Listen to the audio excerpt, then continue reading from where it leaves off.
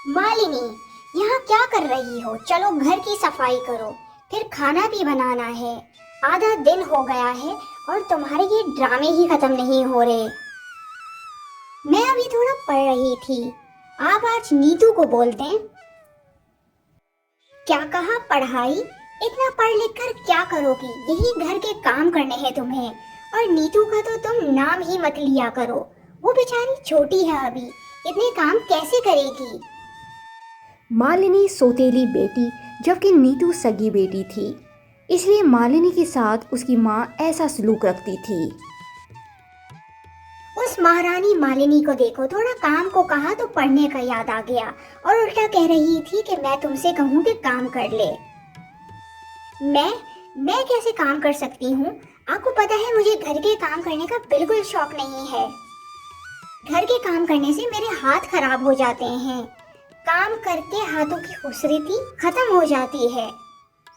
सही कह रही हो मेरी बच्ची, तुम फिक्र नहीं करो, सारा काम वो ही करेगी, तुम बस आराम करो। तुम पढ़ के कितना थक जाती होगी। आज पढ़ाई की थी तुमने? नहीं, ये आप हर वक्त पढ़ने का क्यों कहती हैं? आपको पता है मुझे पढ़ना कितना बुरा लगता है। मैं बाहर जा रही हूँ अपनी दोस्तों के साथ। मेरी बेटी, मुझे माफ कर दो। मैं बहुत बीमार रहता हूँ। मैं तुम्हारे लिए कुछ नहीं कर सकता। वो औरत तुम्हें हर वक्त कोई ना कोई काम करवाती रहती है। आप फिक्र नहीं करें पिताजी, आप मुझे इतना प्यार करते हैं। मैं जल्द हम दोनों के हालात बदल दूंगी। मैं बहुत पैसे कमाऊंगी और शहर जाके आपका इलाज करवाऊंगी। मालिनी की सौतेली माँ ये सब सुन रही थी। अरे, ये बात मेरे दिमाग में क्यों नहीं आई? इसकी पढ़ाई छुड़वाकर इसे किसी बड़े अमीर घर में काम के लिए भेज देती हूँ, ताकि ये पैसे लाए और मैं माला माल हो जाऊं। माँ, मुझे एक नया सूट चाहिए। मेरी बेटी, एक क्या तुम 10 सूट ले लेना। मेरे दिमाग में एक ऐसी बात आई है कि अब हम अमीर हो जाएंगे। ऐसी क्या बात है? कोई खजाना हाथ लग गया है क्या? कुछ ऐसा ही समझो और जल्द अमीर होने की खुशी मनाओ। वैसे माँ, आज तक आपका कोई भी प्लान कामयाब नहीं हुआ है। इतनी जल्दी खुशी बेकार है। चुप कर नालायक, माँ को सिखा रही है कि क्या काम करना है। मालिनी, तुम ऐसा क्यों नहीं करती कि किसी अच्छे अमीर घर में काम करने लग जाओ? इससे हमारे पास बहुत पैसे आएंगे और हम तुम्हारे बाप का इलाज भी करवा सकते हैं। मालिनी समझ गई कि उसकी सौतेली माँ ने वो बातें सुन ली थीं। लेकिन जब तक मेरी पढ़ाई खत्म नहीं होती, मैं कैसे जा सकती हूँ? मैं बहस करने के लिए नहीं आई हूँ लड़की। बाहर में जाए तुम्हारी पढ़ाई। तुम कल ही जा रही हो काम की तलाश में। बस बात खत्म। मेरी बेटी, तुम फिक्र नहीं करो। मैं बात करता हूँ तुम्हारी माँ से। तुम अपनी पढ़ाई जरूर पूरी करोगी। नहीं पिताजी, आप मेरी वजह से किसी से लड़ाई नहीं करें। वैसे ही आपकी तबीयत बहुत खराब है। मैं जल्द आऊंगी और आपके लिए बहुत सारे पैसे लाऊंगी जो सिर्फ आपके होंगे। लेकिन बेटी, एक बात याद रखना, कभी लालच नहीं करना और किसी की मदद से पीछे नहीं हटना, चाहे जितनी भी मुश्किल में हो।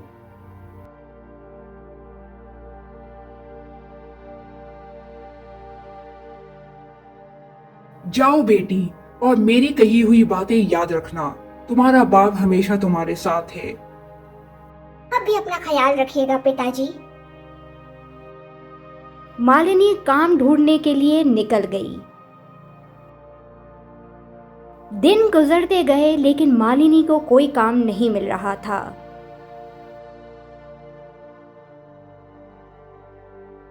बहुत दिन गुजर गए, मुझे कोई काम नहीं मिला, लेकिन मैं हार नहीं मानूंगी। मुझे बहुत पैसे कमाने हैं और अपने पिताजी का इलाज करवाना है। चलते चलते मालिनी को एक चिड़िया दिखी जो जाल में फंसी हुई थी।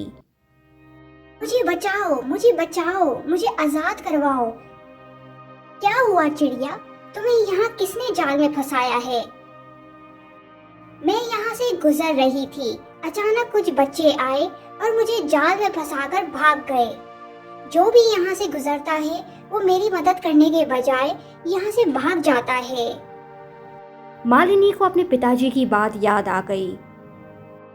कभी भी किसी की मदद से पीछे नहीं हटना। तुम फिक्र नहीं करो चिड़िया, मैं तुम्हारी जरूर मदद करूंगी। मालिनी ने उस चिड़िया को जाल से आजाद कर दिया। बहुत शुक्रिया लड़की, जिंदगी में कभी भी तुम्हें मेरी जरूरत हो जरूर याद करना। थोड़ा आगे चल के मालिनी को एक दरख्त दिखा जो कि बहुत उदास था। सुनो लड़की, क्या तुम मेरी मदद कर सकती हो? हाँ, तुम्हें क्या मदद की जरूरत है? अगर तुम मेरे ये सारे झड़े हुए पत्ते साफ कर दोगी तो मैं साफ सुथरा हो जाऊंगा। क्यों नहीं, मैं जरूर तुम्हारी मदद करूंगी। मालिनी ने वो सारे सूखे हुए पत्ते हटा दिए। तुमने तो कमाल कर दिया लड़की, तुम्हारा बहुत शुक्रिया। थोड़ा आगे जाके मालिनी को एक बुढ़िया मिली। बेटी, क्या तुम मेरी मदद कर सकती हो? मैं बहुत बीमार हूँ, दरिया के पास जाकर पानी नहीं ला सकती। क्या तुम इस दरिया का पानी मुझे ला सकती हो? सुना है जो भी इस दरिया का पानी पीता है वो बिल्कुल ठीक हो जाता है। आज तक मैंने जिस किसी को भी मदद के लिए पुकारा उसने मेरी मदद नहीं की। क्यों नहीं अम्मा, मैं आपकी जरूर मदद करूंगी। आप यहीं रुकें, मैं आपके लिए पानी लाती हूँ। मालिनी उस दरिया से पानी लेने चली गई। ये लो अम्मा, अब आप ये पानी पियो और बिल्कुल ठीक हो जाओ। तुम्हारा बहुत शुक्रिया बेटी, तुमने मेरी मदद की। मुझे इस पानी की बहुत जरूरत थी। हमेशा खुश रहो। आखिरकार मालिनी को एक महल दिखा। अरे महल, यहाँ तो मुझे कोई ना कोई काम मिल ही जाएगा। बहुत दिन गुजर गए, कोई काम ही नहीं मिला। मैं गांव से आई हूँ, मेरा नाम मालिनी है। क्या मुझे आपके महल में कोई काम मिल सकता है? हाँ, क्यों नहीं। वैसे तो इस महल में बहुत कमरे हैं, लेकिन तुम्हें सिर्फ 2 ही कमरों का काम करना है। लेकिन याद रहे, उन कमरों के साथ एक कमरा है, वहाँ बिल्कुल नहीं जाना। वो बहुत कीमती कमरा है, वहाँ जाना मना है। जी ठीक है रानी, जैसा आप कहेंगी मैं वैसा ही करूँगी। ये रहे 2 कमरे जिसकी तुम्हें रोज सफाई करनी है। बस उस आखिरी कमरे में नहीं जाना। अब तुम जाओ सोने, कल से अपना काम शुरू कर देना। मालिनी दोनों कमरों की सफाई बहुत अच्छे से कर रही थी। वो अपना काम इतनी ईमानदारी से कर रही थी कि रानी भी बहुत खुश थी। मालिनी लालची नहीं थी, इसलिए उसने कभी उस तीसरे कमरे में जाने का सोचा ही नहीं। वक्त गुजरता गया और 1 साल गुजर गया।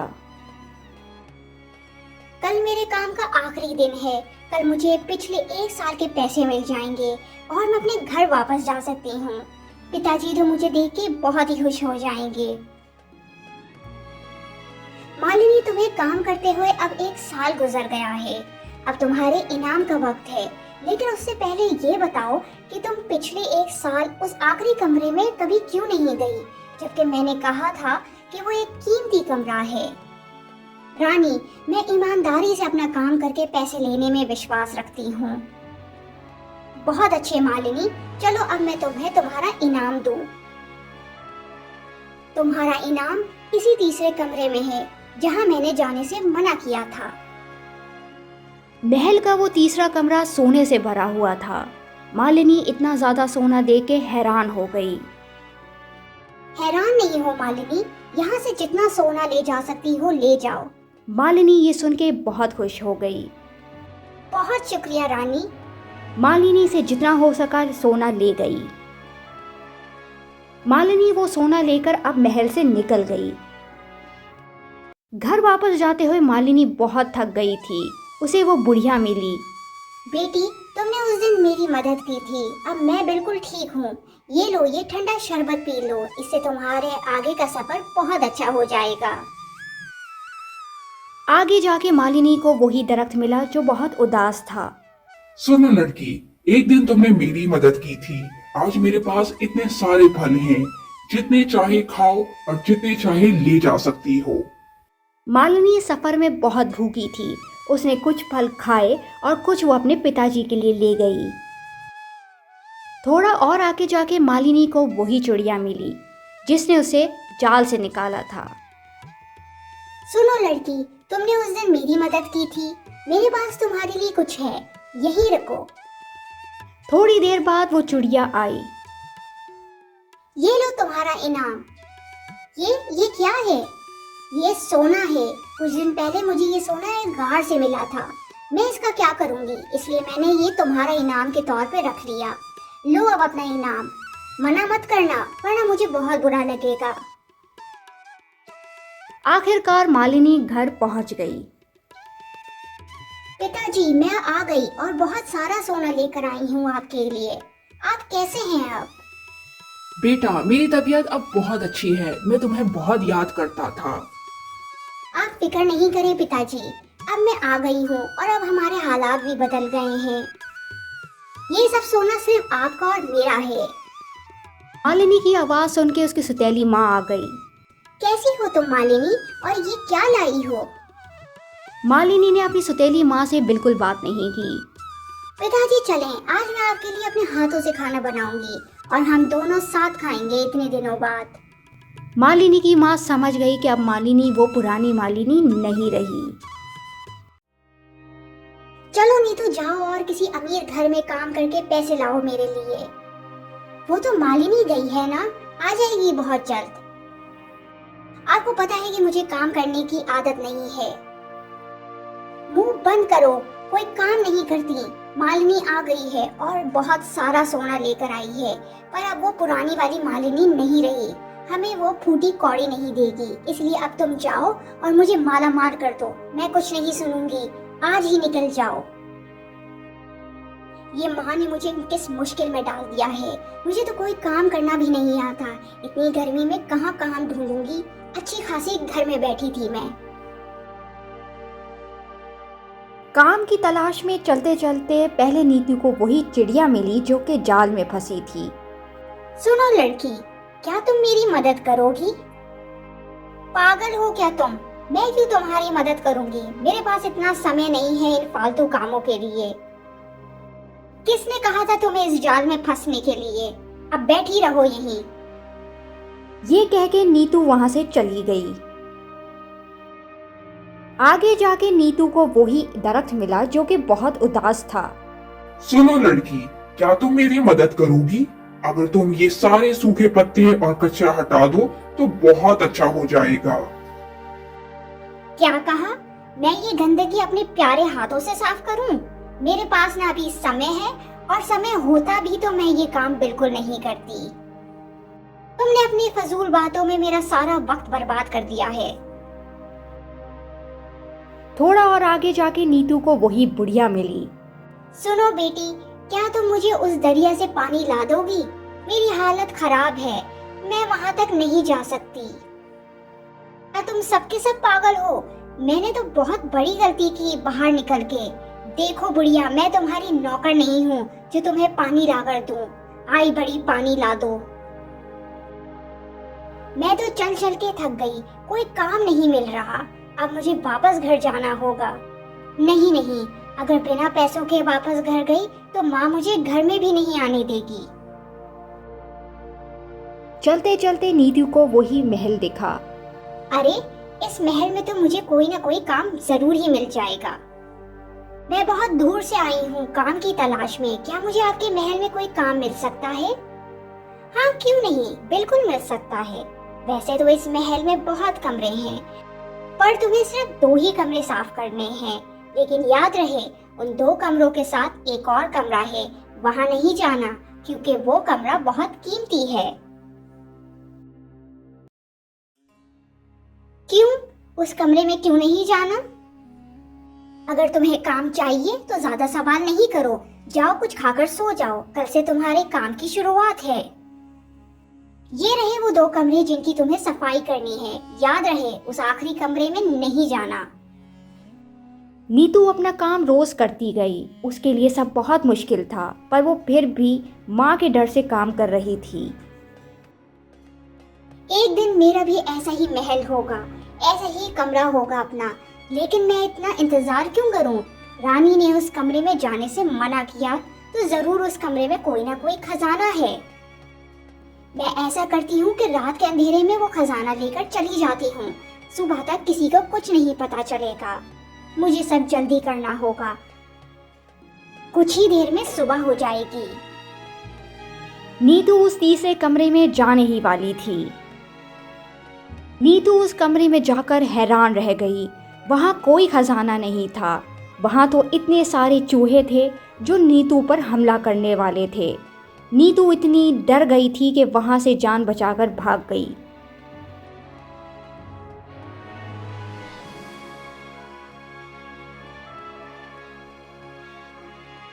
भाग भाग के नीतू बहुत थक गई थी। अब उसे भूख और प्यास भी लग रही थी। वो उसी बूढ़ी अम्मा के पास रुकी। अम्मा, क्या थोड़ा सा पानी पी लूं? निकल जा यहाँ से बदबख्त लड़की। जब तुम किसी के काम नहीं आती तो तुम्हारे भी कोई काम नहीं आएगा। थोड़ा आगे जाकर नीतू को वही विशाल पेड़ दिखा जिस पे बहुत सारे फल थे। नीतू ने चाहा कि वो कुछ फल खा ले। निकल जाओ यहाँ से लड़की। जब मुझे तुम्हारी मदद की जरूरत थी तब तुमने मेरी मदद नहीं की। नीतू का भूख और प्यास से बुरा हाल था। वो घर की तरफ चलती गई। आखिरकार नीतू घर पहुंच गई। अरे नीतू, तुम आ गई? बताओ कितने पैसे लेकर आई हो? नीतू ने अपनी माँ को सब बताया कि उसके साथ क्या हुआ।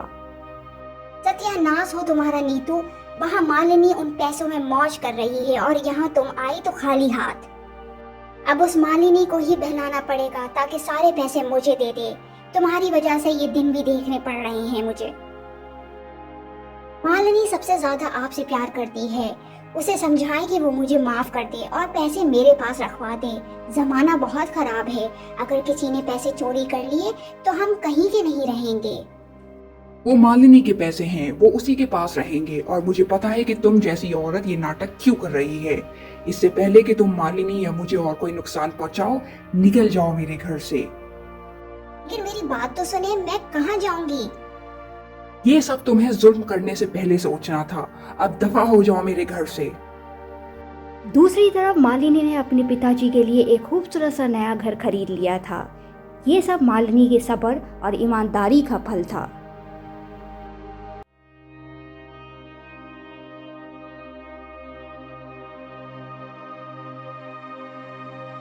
जरा जल्दी जल्दी खाना बना लो। एक काम में ही इतना वक्त लगा देती हो। खाना बनाकर जल्दी से जाओ काम करने। अगर आप इजाजत दें तो आज मैं छुट्टी कर लूं। आज मेरी तबीयत ठीक नहीं, थोड़ा बुखार है।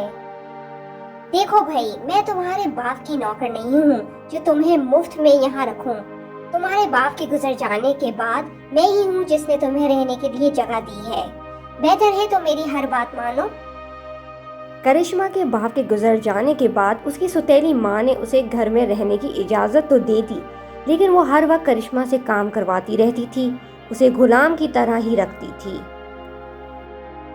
करिश्मा पानी पूरी बेचने के लिए बाजार चली गई। मेरे पास अब इतने पैसे तो हो गए हैं कि आज मुझे रात का खाना तो घर में मिल ही जाएगा, वरना अगर आज भी पैसे कम जमा होते तो वो औरत मुझे खाना नहीं देती। अब मुझे घर जाना चाहिए, थोड़ी ही देर में रात हो जाएगी।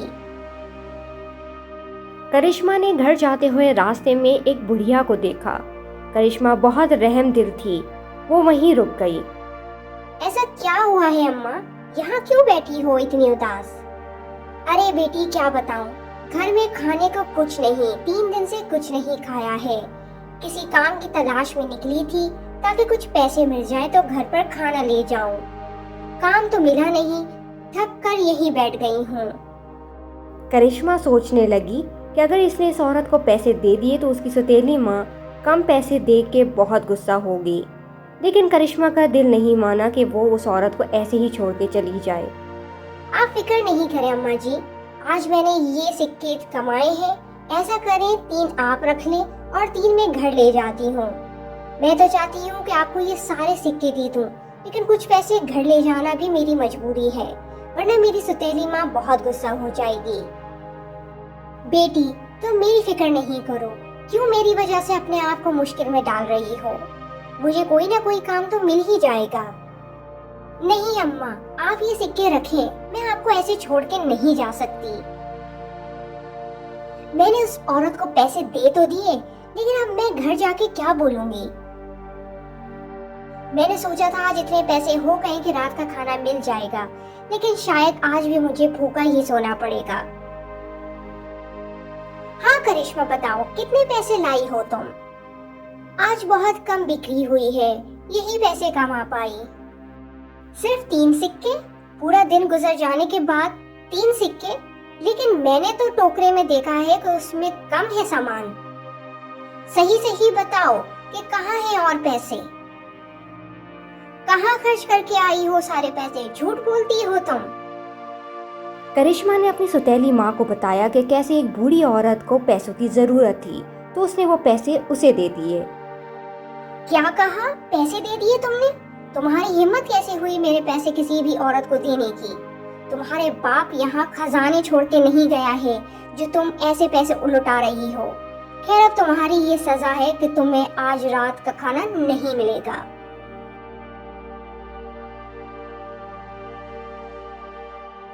अब कान खोल के मेरी बात सुन लो।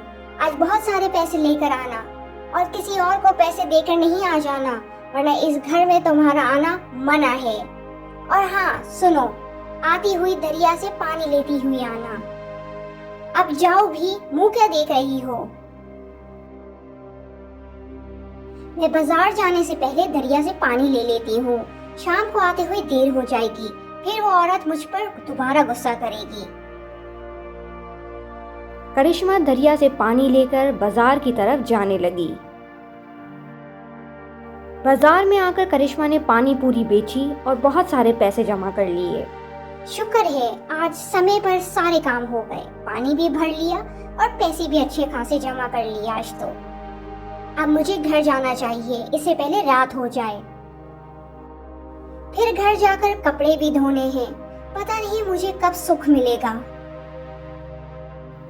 घर जाते हुए करिश्मा को एक छोटा सा प्यारा सा कुत्ता देखा जो बहुत बीमार लग रहा था।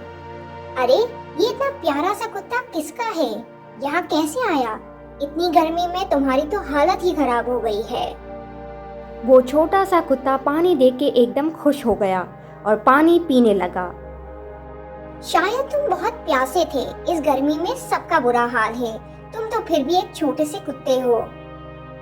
वो कुत्ता इतना प्यासा था कि उसने आधे से ज्यादा पानी पी लिया। अरे, पानी तो बहुत कम रह गया, आज फिर मुझे बहुत सुननी पड़ेगी।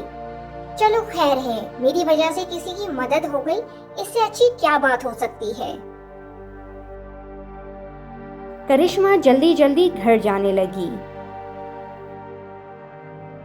आज इतनी देर लगा दी, कितने पैसे लाई हो? अरे वाह, आज इतने सारे पैसे आए हैं। आज तुमने इतने दिन बाद खुश कर दिया। जाओ अब तुम खाना खा लो।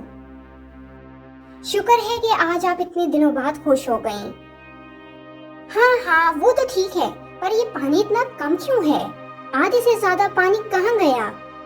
पानी तो मैंने भर लिया था, पर आते हुए मुझे एक छोटा सा कुत्ता दिख गया जो बहुत प्यासा था। अब मैं क्या करती? एक तो तुम और तुम्हारे ये दुख दर्द कभी खत्म नहीं होते। अब इतने से पानी से कैसे गुजारा होगा? बहुत तंग आ गई हूँ मैं तुमसे। जल्दी तुम्हारा कोई ना कोई बंदोबस्त करना होगा, ऐसे तो तुम मेरी जान नहीं छोड़ोगी।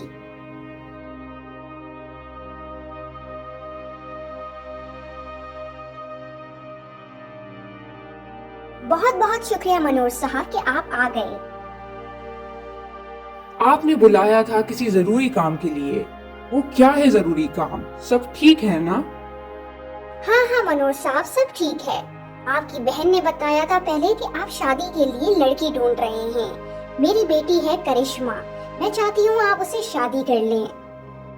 लेकिन बहन, वो तुम बहुत छोटी है मुझसे। मनोज साहब, मुझे कोई एतराज नहीं, न ही करिश्मा को कोई मसला है। आप जल्द आएं और शादी करके करिश्मा को ले जाएं।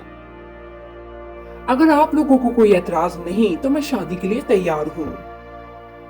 ये तो बहुत खुशी की बात है। बहुत मुबारक हो आपको मनोज साहब। शुक्र है कि ये बुढ़ा मान गया। अब मेरी आखिरकार जान छुटेगी इस करिश्मा से। करिश्मा, तुमने बताया नहीं तुम्हारी शादी हो रही है। क्या कहा? मेरी शादी? नहीं, ऐसा तो कुछ नहीं है।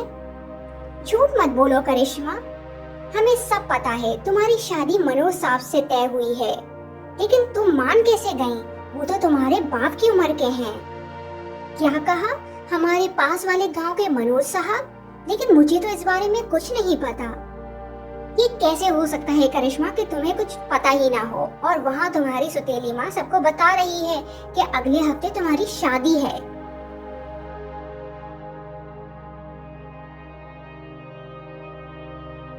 मैं ये क्या सुन रही हूँ? आपने मेरी शादी पक्की कर दी है, वो भी मुझसे पूछे बिना। तुम होती कौन हो मेरे सामने सवाल करने वाली? तुम मेरे घर में रहती हो, तुम्हें मेरी सारी बात माननी होगी। और भला मनोज साहब में क्या बुराई है? मैं तो तुम्हारा अच्छा ही चाहती हूँ। मैं आपको बता रही हूँ कि मैं शादी नहीं करूँगी। शादी तो तुम्हें करनी ही होगी करिश्मा, वरना यहाँ से चली जाओ। लेकिन तुम जाओगी भी कहाँ? तुम्हारा तो मेरे अलावा कोई भी नहीं है। बेहतर है तुम मेरी बात मान लो। करिश्मा रात ही रात में घर से निकल गई ताकि उसकी सौतेली माँ उसे नहीं देख ले। करिश्मा चलते चलते घर से बहुत दूर आ गई थी। अब तो सुबह भी हो गई है, मैं निकल तो आई हूँ, पर मैं जाऊंगी कहाँ? मेरे पास तो रहने की कोई जगह नहीं है, ना ही मैं किसी को जानती हूँ। मुझे जल्द रहने के लिए कोई जगह देखनी होगी, इससे पहले वो लोग मुझे ढूंढ लें। करिश्मा ये सोच ही रही थी कि वहाँ वही छोटा सा कुत्ता आ गया जिसे करिश्मा ने पानी पिलाया था। अरे प्यारे कुत्ते, तुम यहाँ कैसे? चलो अब तुम मेरे साथ चलो, जहाँ मैं रहूंगी वही तुम रहोगे। करिश्मा अब चल चल के बहुत थक गई थी, तो वो एक जगह रुक गई। चलो मेरे प्यारे कुत्ते, अब हम थोड़ी देर यहाँ रुकते हैं। मुझे तो भूख ही बहुत लग रही है, कुछ खाने को ही नहीं है। करिश्मा ये बोल ही रही थी कि वहां से एक राजकुमार गुजरा। तुम कौन हो लड़की? अगर किसी की मदद की जरूरत है तो बताओ। नहीं नहीं, मुझे किसी की मदद की जरूरत नहीं है। आपका बहुत शुक्रिया। डरो नहीं लड़की, मैं यहाँ का राजकुमार हूँ। जो भी यहाँ आता है वो हमारी जिम्मेदारी होता है। अब मुझे बताओ क्या मसला है? करिश्मा ने राजकुमार को सब बताया कि कैसे उसकी सौतेली माँ जबरदस्ती शादी करवाना चाहती थी और वो घर से भाग गई। मेरे पास अब कोई जगह नहीं रहने की। मुझे समझ नहीं आ रहा कि मैं कहाँ जाऊं। तुम फिक्र नहीं करो करिश्मा, अब तुम हमारे महल में रहोगी। अब आप चलें और महल में कुछ खा पी लें। ऐसा लग रहा है कि बहुत समय से आपने कुछ खाया पिया नहीं है। वक्त गुजरने लगा और करिश्मा महल में बहुत खुश थी। राजकुमार, शहर के हालात कुछ ही समय में बहुत अच्छे हो गए हैं। हमारी सारी परेशानियां हल हो गई हैं। सही कहा तुमने, मैं खुद हैरान हूँ शहर की तरक्की देखकर। राजा साहब भी बहुत खुश हैं। राजकुमार, मेरे दिमाग में आ रहा था कि जब से आपने उस लड़की करिश्मा की मदद की और उसे महल में लाए, जब से ये सब ठीक हो गया है। अगर आप उस लड़की से शादी कर लें तो कितना अच्छा हो जाएगा। राजकुमार ने करिश्मा से कहा कि वो उससे शादी करना चाहता है। राजकुमार आदत का बहुत अच्छा था, तो करिश्मा फौरन मान गई। राजा साहब, मैं हमारे महल में मौजूद लड़की करिश्मा से शादी करना चाहता हूँ। अगर आपको कोई एतराज ना हो तो मेरी शादी की तैयारियां शुरू करवा दें। मेरे बेटे राजकुमार, आपकी खुशी में ही मेरी खुशी है। जल्द से जल्द शादी की तैयारियां शुरू कराते हैं। ये देखिए राजकुमार, ये हमारा खानदानी हार है। ये मैंने आपकी शादी के लिए रखा हुआ था। ये आप अपने पास रखें। आप ये करिश्मा को दे दीजिएगा शादी के बाद, लेकिन जब तक आप इसे अपने पास संभाल के रखिएगा। बहुत बहुत शुक्रिया राजा साहब, ये वाकई बहुत खूबसूरत है। मैं इसे संभाल के रखूंगा। सुना है कि अगर राजकुमार की इस लड़की से शादी हो गई तो राजकुमार और ज्यादा कामयाब हो जाएगा और हमारी तो इज्जत शहर में 2 टके की हो जाएगी। हमें कुछ करना होगा इस शादी को रोकने के लिए।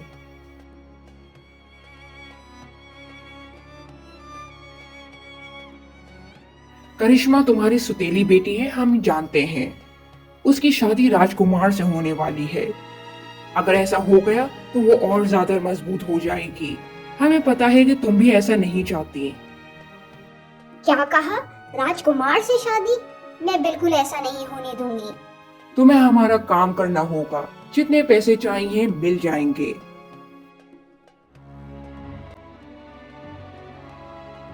मेरी बेटी करिश्मा, मुझे एहसास हो गया अपनी गलती का।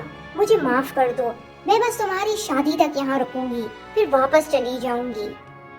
ठीक है, आप यहाँ रुक सकती हैं। मुझे खुशी है कि आपको अपनी गलती का पछतावा है। ये देखे राजकुमारी करिश्मा, ये हमारा खानदानी हार है। ये राजा ने आपके लिए दिया है। फिलहाल ये मेरे पास रहेगा। शादी के बाद आप इसे पहन सकती हैं।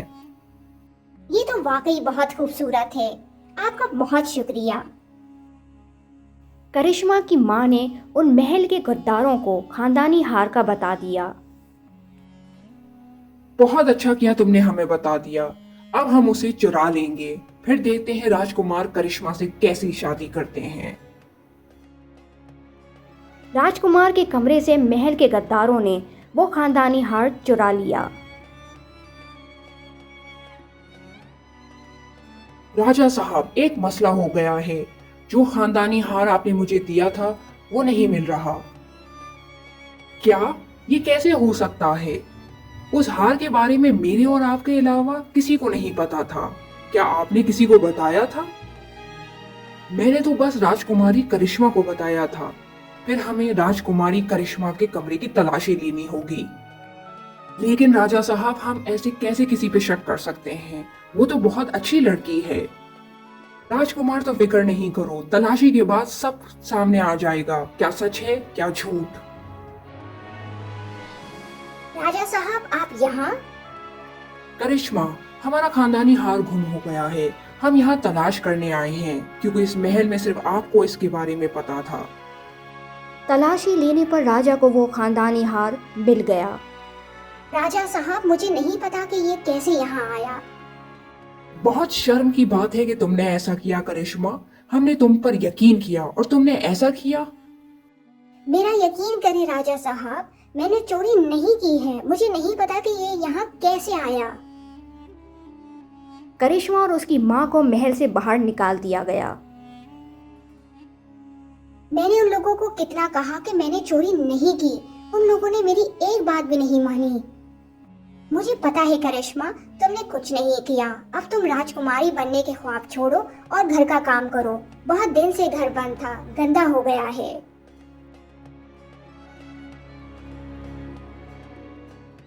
सुबह होते ही करिश्मा की माँ से कोई मिलने आया। शंकर भैया आपका जंगल के पास इंतजार कर रहे हैं। अरे, तुम तो करिश्मा के साथ होते हो, यहाँ क्या कर रहे हो? तुमने हमें खानदानी हार का बताकर हमारा काम आसान कर दिया। बहुत अच्छा काम किया तुमने। तुम नहीं होती तो हम राजकुमार की शादी नहीं खत्म करा सकते थे। तुम्हारी वजह से मुझे दो फायदे हुए। एक, राजकुमार की शादी टूट गई और खानदानी हार भी मिल गया। ये लो तुम्हारा इनाम। याद रहे, ये सब बातें तुम किसी को नहीं बताओगी। राजकुमार ये सब सुन के हैरान हो गया। अच्छा, तो तुम दोनों ने ये सब किया है और हम समझे कि करिश्मा ने चोरी की है। असल चोर तो तुम हो। अब तुम सजा से बिल्कुल नहीं बच सकते। राजकुमार को देख के दोनों घबरा गए। राजकुमार करिश्मा से माफी मांगने उसके घर गया और उसे सब बताया कि कैसे उसकी सौतेली माँ और महल के गद्दार ने मिलकर ये सब किया। करिश्मा, तो मुझे माफ कर दो। आइंदा ऐसा कभी नहीं होगा। और तुम्हारे इस छोटे से कुत्ते का भी बहुत शुक्रिया जिसने मुझे सच दिखाया। आखिरकार राजकुमार और करिश्मा की शादी हो गई और अब एक गरीब करिश्मा राजकुमारी करिश्मा बन गई थी।